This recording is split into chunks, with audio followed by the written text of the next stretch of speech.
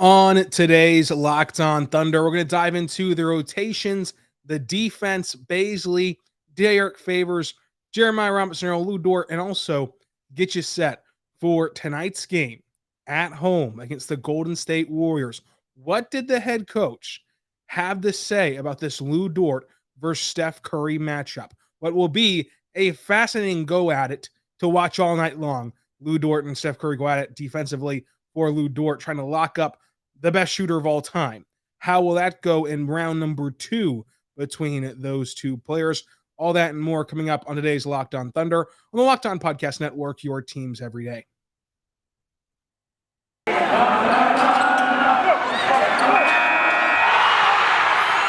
are Locked On Thunder, your daily Oklahoma City Thunder podcast. Part of the Locked On Podcast Network, your team every day.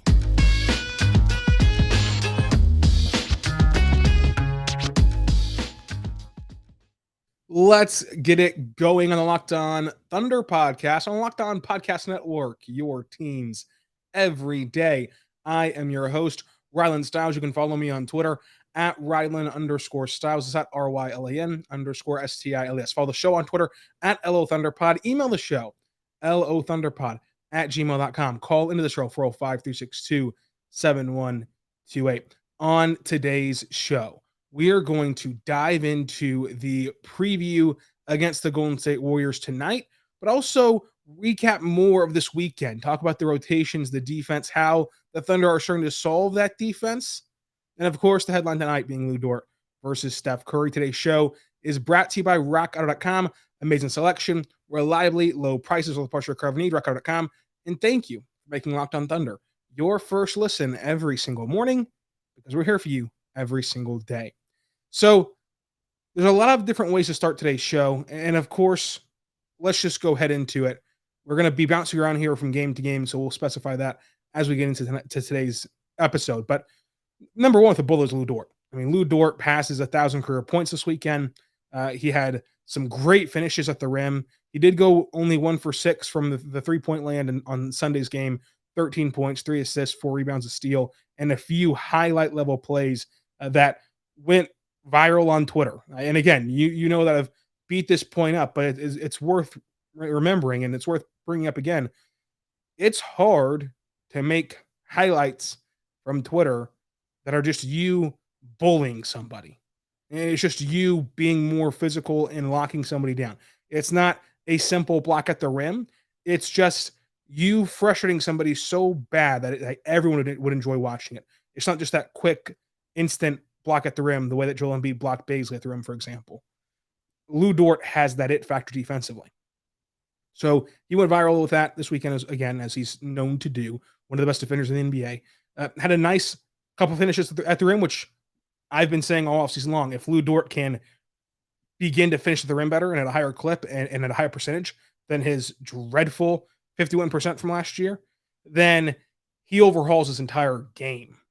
If Lu Dort can become a respectable finisher with his good free throws percentages, with his good three-point percentage, with his elite defense, it changes the way you view Lu Dort as a basketball player. So that's kind of the main storyline to follow along with Lu Dort this season, is that finishing. And so far, so good. It's early. We're 2 games in, about to be 3 games in. But so far, so good. I mean, we are 3 games in. About to be 4 games in. It's been math is not very fun for me. But anyway, it is early, but still very good for Lu Dort's finishing. Now tonight, he goes up against Steph Curry. And Mark alluded to this, so I wonder if they're kind of playing this aspect up to Lu Dort, kind of telling it to Lu Dort. That way Lu Dort gets more fired up for this game than he normally is, because he's a fiery competitor. Lu Dort, Mark said today after practice, and he told us in the media that Lu Dort going up against Steph Curry didn't get to do it his rookie year, obviously, because Curry was hurt his rookie year. But then the one time that they played his rookie year, Lu Dort was with the Blue. So either Steph Curry was hurt or Lu was not in the NBA, and that's how they kept missing each other his rookie year. Last year, they only went up against each other once. And Steph Curry, as Mark said, got the better of Lu Dort last year in their one matchup. And Lu Dort does not get got twice typically. Now, this is an opponent where if Steph Curry comes out tonight and blitzes in six, 3-pointers, 8, 7, 20 3-pointers. No one would be surprised. Well, 20 would be surprising, but 7, 8, 9, 10, 3-pointers would not be surprising no matter who's guarding him. He's Steph Curry. He's the best in the world at that. But still, you got to put some money or some belief that Lu Dort will respond and break down how can I find this edge defensively. And there might not be an edge against Steph Curry. Like, there just might not be a way to defend him. But it'll be fun watching Lu Dort kind of try to throw that counter punch because Steph landed the first blow. So watching that dynamic tonight will be one of the most important things to watch for. And by important, I just mean one of the most fun, interesting things to watch for in this isolated game. But I am fascinated by that. Lu Dort's finishing and also how they match up with Steph Curry and how they kind of scheme around Steph Curry. Because this is not scheming for a guy like Joel Embiid or a guy like Christian Wood or a guy like anyone like that, like a big, where the Thunder don't have a big. This is Steph Curry. They have a lot of switchable defenders that they like on the perimeter, and then you have this elite guy in Lu Dort. How do they scheme against Steph Curry? And how does Lu Dort go against Steph Curry? That's kind of my big thing for today and for this matchup. And we'll be reviewing that and diving into that all tomorrow, obviously. But it'll be interesting to see how that goes. Now, the rotation, a lot of you have griped about the rotation. We're 2 games in, and the context is there where you have guys 5 through 17, as Mark put it, that are marginally different. The Thunder head coach is telling you, which is very rare, that the organization views guys 5 through 17 on their roster as pretty much the same, value of player. And what that results in is, as a fan base, you and I as a fan base is left sitting here picking out our favorites of those players because there's an argument for all of them. There's an argument for guys 1 through 17 on this roster, and 5 through 17 specifically on this roster to be getting more minutes than they're getting right now. And so it becomes picking your favorite child at that point. And so that creates some difficulties, and that's kind of the negative of having everyone healthy and everyone at your disposal right now. And so to lighten that or to ease that, the Thunder have sent Vit Krejci and Aaron Wiggins and Paul Watson Jr. to the Blue. Once the Blue start training camp right now, they'll play their first game next Friday. They'll be in action. And there's a whole explanation for this out there. It's not a demotion. It's the big thing that came out today after practice. It's about putting guys in different roles. And I think what was fascinating was the explanation on it's not just sheer raw minutes that they're going to get. It's not just like, hey, we want Aaron Wiggins to play 20 minutes and he cannot play 20 minutes at the Thunder level. So let's put him at 20 minutes with the Blue. It's not just that. It's we want Aaron Wiggins to be, for example, and this is not a true thing that we know yet, but let's just say we want Aaron Wiggins to be somebody who has the ball in his hands because we're going to go to this positionless style of basketball. We're going to go to this style where everyone needs to be able to run the break and everyone needs to be able to play make, and Wiggins can't do that quite yet. So instead of giving him 20 minutes in general, which we could do at the NBA level, he's good enough to play NBA basketball. He's a good defender, a good three-point shooter. There's a role for him in the NBA right now today. But instead of giving him that complementary role and boxing him into that, let's give him those 20 minutes with the Blue, not a demotion, but a change in roles of now at the Blue level. He goes from, say, player number 10 or player number 11 or 13 to player number 1 or 2 at the worst. And that just changes your whole identity as a player and your whole assignment as a player, responsibilities as a player. So those 20 minutes now have 20 additional responsibilities with the Blue than with the Thunder. So it's an interesting way that they view that as well, of the organization kind of shifting the notion of it's not just finding minutes on a spreadsheet, it's finding minutes within the role that we want these players to improve on. And so that's why you might see guys like Pokusevski, who we all know is a part of what the Thunder are trying to do in the future, or Theo Maledon, or Ty Jerome, people like that who you feel like have solidified themselves as NBA players, be with the Blue. Because it's not a one-to-one thing of either in the NBA or the G League. It's a overall role thing. It's an overall philosophy thing of what the player's going to be asked to do that night. And the biggest thing of why I haven't been somebody who's questioned the rotations a ton is because it's a give and take, right? You can say that Muscala and Favors are old and shouldn't play. You should rather play Isaiah Roby and Jeremiah Robinson-Earl and Darius Baisley and Pokusevski. Okay, but if you think that way, you then can't also be the person complaining about the 2 blowout losses.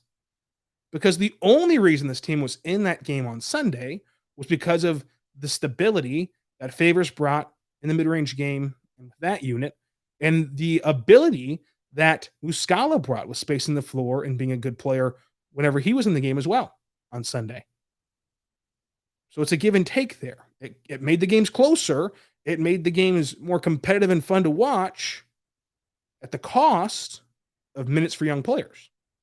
So you can see where there's almost a no-win scenario, and it just comes down to personal preference, where you're not right, I'm not right, Mark's not right, nobody's right. It's just a matter of preference. Do you prefer to stay in games and sacrifice a few minutes for young players, or do you want all the young player minutes and you want to get blown out by 20 points every single night? And there's an argument for each side, and it's up to the eye of the beholder to decide which is kind of the right thing to do in their mind.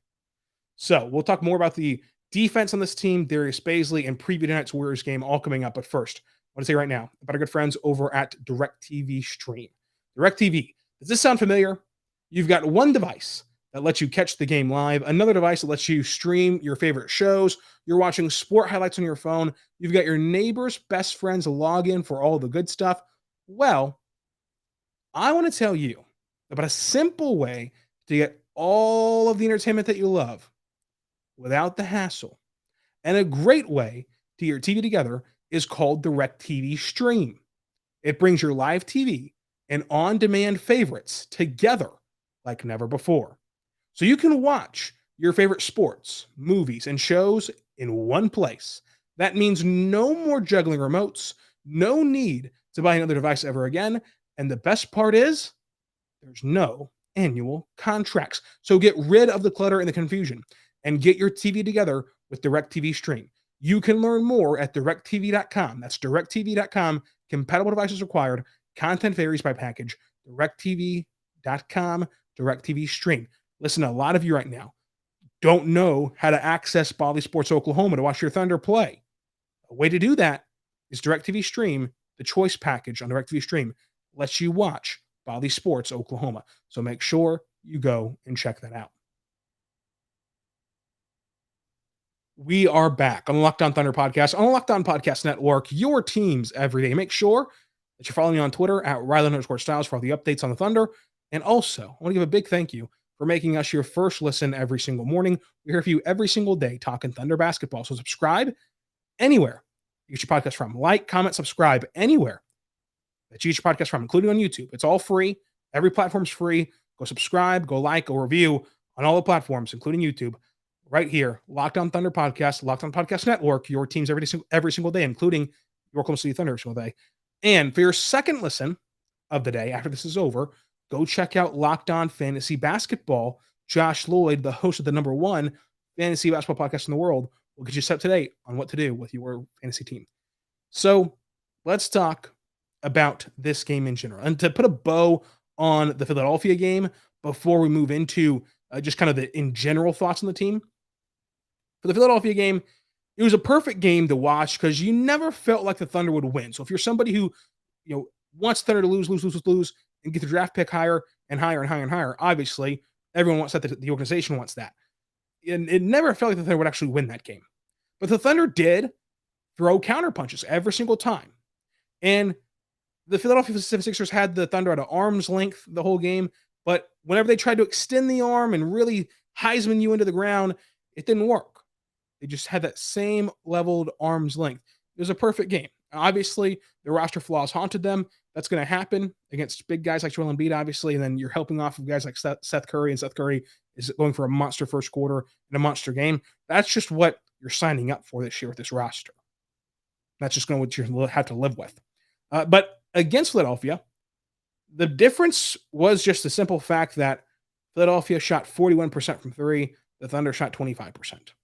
Philadelphia got 5 more rebounds, 5 more blocks, and then they shot better also at the free throw line by 2 percentage points. That's your ball game. I mean, that is your ball game, and it goes back to with how young this team is and the current roster construction. They're going to have to play perfect basketball to win basketball games, and you're not going to have that happen very often. You're just not. That's not something that you can expect. Now, let's talk about Darius Baisley. I've been very impressed with Baisley this season. You know that I've been a big Baisley advocate since taking over this podcast right before the bubble. And after the bubble was at an all-time high for Baisley. And last year was a bit of a step back. And then this year, make or break type season where you need to see what is Baisley long-term. Is he in that group of like organizational pillars? Or is he in the group of, we like him, but if you got to trade somebody to get somebody, that's a nice sweetener to throw in there. It's somebody you can easily move off of as you're overturning this roster with 3 more first-round picks this year and cycling through young players again and again and again. And so far, so good for Baisley. He's been much more aggressive. He's been put in better spots. Remember, this offseason, I've told you, last year for Baisley, it was not all about Baisley. I understand the disappointment from Baisley last year, and the disappointment in Baisley last year, but he was also not put in great spots. He cannot be relegated to just standing in the corner. That's not his game. It will never be his game. And it was never supposed to be his game. And this year, he's relocating off ball more, cutting off ball more, attacking the defense more. He's doing all that more without the ball in his hands. And the key here is he's also been given the green light to run in transition with the ball in his hands after he ends the defensive possession. When he gets the rebound, when he collects a loose ball, he's able just to go down the floor. For his size, he's a good dribbler. He's a good passer. And that means he's a good playmaker for his size. And he is so athletic and has a knack for getting to the rim that you want him running your break if he's the one that just so happens to end the possession. You don't want him waiting for a guard. And we've seen spurts where that results in some of the best flow in transition for the Thunder this year. So all these things rack up to Baisley playing a lot better this year. But the biggest part has been his aggressiveness. And on Sunday, he had 8 points, 7 rebounds, 2 assists, 2 blocks. It was a good night from Baisley. He tried to dunk on Joel Embiid, which I wouldn't advise, but it was a good night from Baisley nonetheless. I mean, so far, so good. It's kind of just the general thought you can put on there. Now, Jeremiah Robinson-Earl was equally as impressive so far this year. And his ability to pick and pop, pick and roll, space the floor for the guards is so important. And having that ability, I think, above Roby right now, if you're gonna just sit back and grade those two players, I think you would grade out Jerry as a better pick and roll partner, pick and pop partner, and a better floor spacer in general than Isaiah Roby. I would say that at worst he's on par with Roby defensively, and maybe in certain aspects as an edge up in things like switchability and ability to just understand angles better than Roby. I think at this point, again, very early for Jerry, so that one is kind of up in the air for debate. He goes for 5 points, 4 rebounds, only 1 foul, and 2 turnovers. One was a fumbled type pass, which happens to most bigs. Obviously, it happens to Roby a lot as well. And he was also the first off the bench against Philadelphia, and Roby didn't play. Now, again, don't look too much in the rotations, which we're still so early on, but it's clear that Jerry has a respect of his coach and his peers on the team. And so with the Thunder wanting to go small, how does he and Roby complement each other? And how do they space out the depth? How do they create depth for each other and for that position group of that small ball 5? I think that Baisley would be a really good small ball 5. I think that they should try that out at some point. I don't know if it's a thing where the Thunder don't want him to play small ball 5, or maybe he doesn't want to play small ball 5, or what the deal is there. But when you're creating these small ball 5 lineups, I think Baisley is a great small ball 5 option. I think he could be even better than both these two guys at small ball 5. So there's a lot of talent there for Jerry. I love Jerry's game, though. That's the bottom line.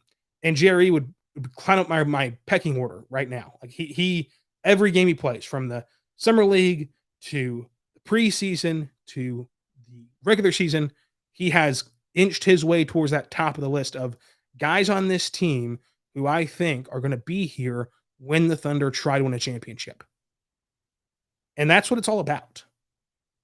The storylines are nice, Watching Moses Brown last year was nice when he had those 2020 games. But at the end of the day, this is all about who's going to survive.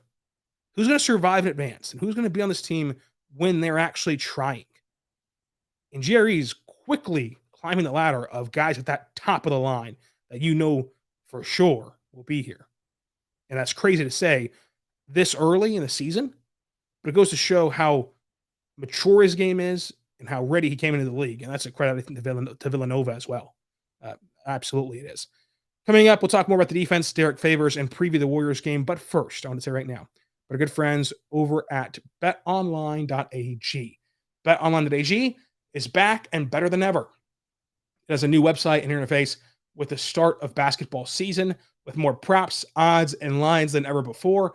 BetOnline remains your number one spot for basketball and football action.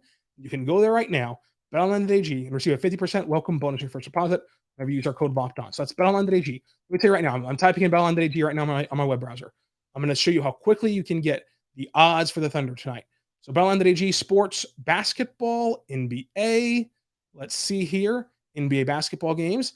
And right here, the Thunder Warriors. The Thunder are +9 at home against the Warriors. The over-under is set at 224 points.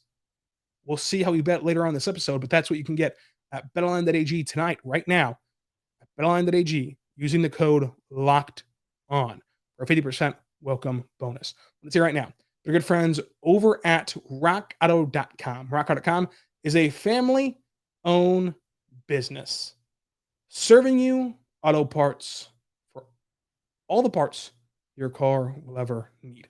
The best part to me about RockAuto.com is that I know nothing about cars. Not a single thing. But I don't have to know about cars. All I have to know is my make, my model, my year, and they're only going to show me car parts that are compatible with my vehicle. That way, I'm not wasting time, effort, or money on parts I cannot use, parts you do not need. It's very efficient. It's very simple. It's great. RockAuto.com, amazing selection. Reliably low prices on the parts your car will need. RockAuto.com. We are back on Locked On Thunder podcast, on Locked On Podcast Network, your teams every day. I am your host, Rylan Stiles. You can follow me on Twitter at Rylan_Stiles. It's at RYLAN_STILES. Now, thank you for making Locked On Thunder your first listen every single morning. We're here for you every single day. Make sure you subscribe on all your podcasting platforms for free. Now go check out Locked On NBA today. Go see what's happening around the NBA and around the association. That's also for all your platforms, including on YouTube. So subscribe to the YouTube channel, Locked On Thunder, Locked On NBA, all that fun stuff. I want to talk about Derrick Favors. Played good against Philadelphia. 6 points, 5 rebounds, a steal, and assist. 3 of 6 shooting. It was a typical Derrick Favors game. He had a few bad games. You knew it wouldn't last. He's a veteran. And again, it's like I said yesterday, if those bad games happen in March, nobody cares. Nobody pays attention. Nobody even knows about it. If a tree falls in the forest type of thing. So Favors is back to being his old ways. Now, as we get into this preview a little bit, Favors is out tonight for rest against the Warriors. And then we already mentioned Vit, Aaron Wiggins, and Paul Watson Jr. are out tonight because they're with the Blue training camp. It's the second game at home for the Thunder. The Thunder are still looking for that first win of the season. And the Warriors are also healthy, but we don't know if Andre Iguodala will play. So Andre Iguodala is the only player who might not play in this contest. Now, here's what to watch for. We alluded to it before, but the defense against Steph Curry, including Lu Dort and Steph Curry going one-on-one together, that'll be a lot of fun. But also, the defense picking their poison. I've said this a lot. The Thunder have put themselves in a disadvantage with their roster construction and at the rim and in the paint. You have to live with that now.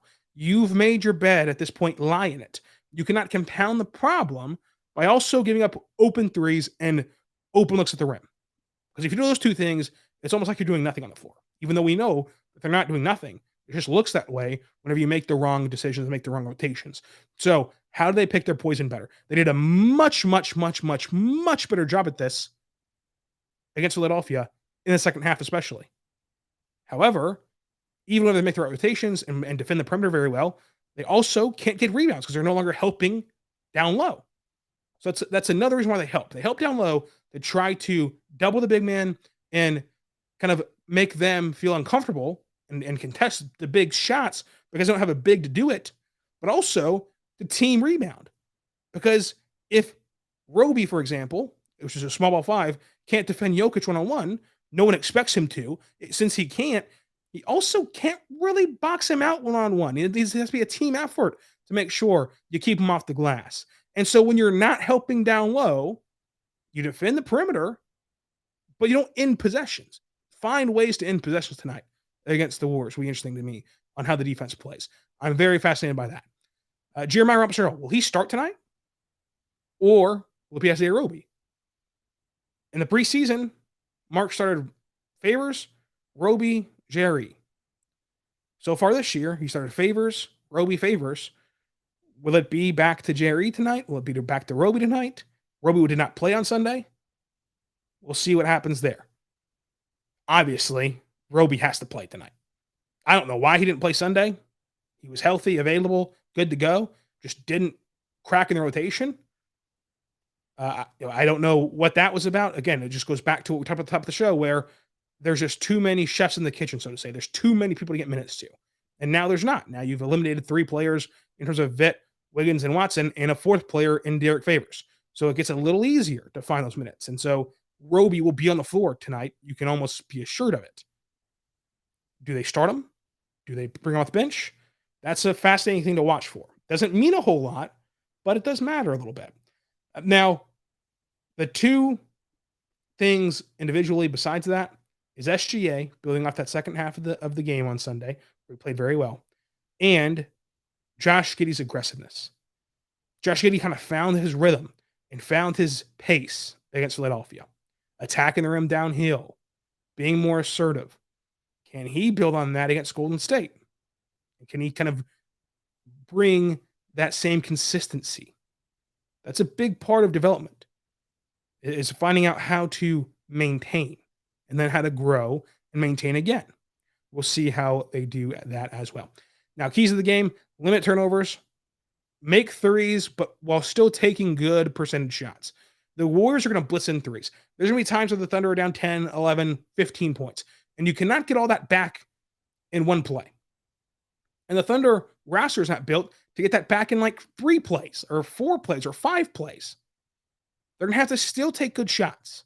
Now, you got to make threes. You got to make your threes, but you cannot just hunt them and jack them up because the Warriors are going on a run, or else you're going to bury yourself. So how do you balance that rush to get threes, to get back into the game, while not taking bad threes? Whenever you take your threes, make your threes. That'll keep you in this game a bit. And then, how do you defend Steph? Do you let Steph beat you and just say, well, we'll let Steph beat us and we'll defend everything else? Do you throw the kitchen sink at Steph? What do you do at Steph? Do you just leave Lu Dort one-on-one and just see what happens?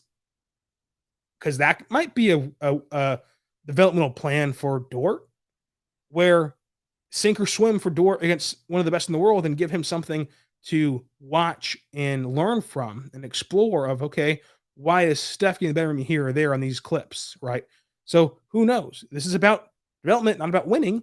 So do you just throw Dort on there and see what happens? Maybe that's the plan for Steph. Who knows?